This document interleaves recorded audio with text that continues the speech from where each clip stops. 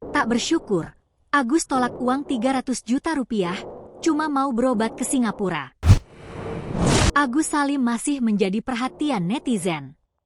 Apalagi baru-baru ini, ia menolak uang 300 juta rupiah dari Denny Sumargo. Padahal ngaku mau berobat ke Singapura. Agus beralasan uang tersebut tak cukup untuk berobat ke Singapura sekaligus biaya perjalanan ke kampung halamannya, Aceh. Padahal uang tersebut diberikan Denny Sumargo secara pribadi untuk pengobatan mata Agus Salim. Mengingat uang donasi untuk Agus Salim masih ditahan di yayasan milik Teh Novi. Namun, uang tersebut justru malah ditolak oleh Agus.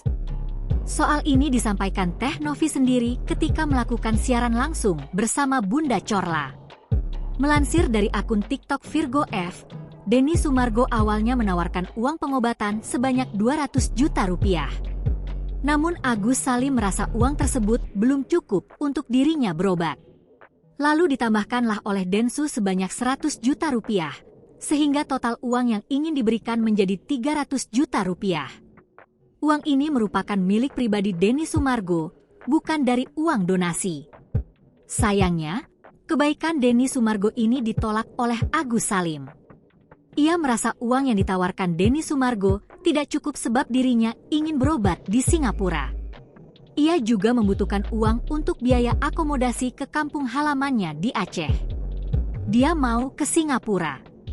Dikasih 300 juta rupiah, dia masih enggak mau. Kata dia itu enggak cukup untuk biaya dia nanti pulang ke Aceh. Untuk pengobatan di Singapura, jelas Teh Novi, dikutip dari Tribun Bengkulu.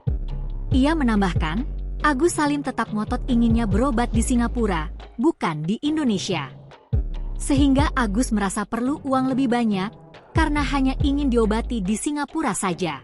Download Tribun X sekarang, menghadirkan lokal menjadi Indonesia.